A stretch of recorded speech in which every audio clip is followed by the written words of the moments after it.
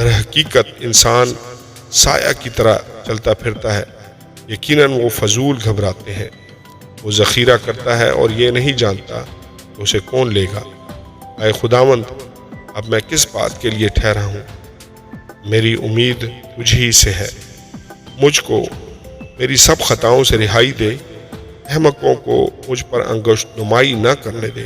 کلام مقدس پرانے عہد نامہ میں سے زبور کی کتاب، اس کا 39واں باب، دکھی آدمی کا اقرار۔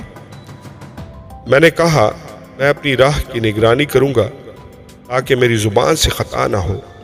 جب تک شریر میرے سامنے ہے میں اپنے منہ کو لگام دیے رہوں گا۔ میں گونگا بن کر خاموش رہا اور نیکی کی طرف سے بھی خاموشی اختیار کی، اور میرا غم بڑھ گیا۔ میرا دل اندر ہی اندر جل رہا تھا، سوچتے سوچتے آگ بھڑک اٹھی۔ اب میں اپنی زبان سے کہنے لگا، اے خداوند ایسا کر کہ میں اپنے انجام سے واقف ہو جاؤں، اور اس سے بھی کہ میری عمر کی میعاد کیا ہے۔ میں جان لوں کہ کیسا فانی ہوں۔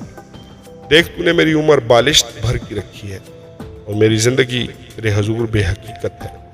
یقیناً ہر انسان بہترین حالت میں بھی بالکل بے ثبات ہے۔ در حقیقت انسان سایہ کی طرح چلتا پھرتا ہے، یقیناً وہ فضول گھبراتے ہیں، وہ ذخیرہ کرتا ہے اور یہ نہیں جانتا کہ اسے کون لے گا۔ اے خداوند، اب میں کس بات کے لیے ٹھہرا ہوں؟ میری امید تجھ ہی سے ہے۔ مجھ کو میری سب خطاؤں سے رہائی دے، احمقوں کو مجھ پر انگشت نمائی نہ کرنے دے۔ میں گونگا بنا، میں نے منہ نہ کھولا، کیونکہ تو ہی نے یہ کیا ہے۔ مجھ سے اپنی بلا دور کر دے، میں تو تیرے ہاتھ کی مار سے فنا ہوا جاتا ہوں۔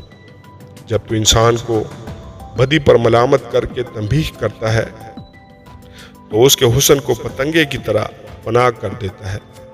یقیناً ہر انسان بے ثبات ہے۔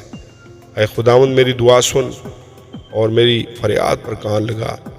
میرے آنسوؤں کو دیکھ کر خاموش نہ رہ، کیونکہ میں تیرے حضور پردیسی اور مسافر ہوں، جیسے میرے سب باپ دادا تھے۔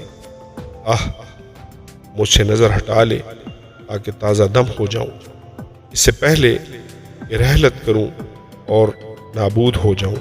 آمین اور آمین۔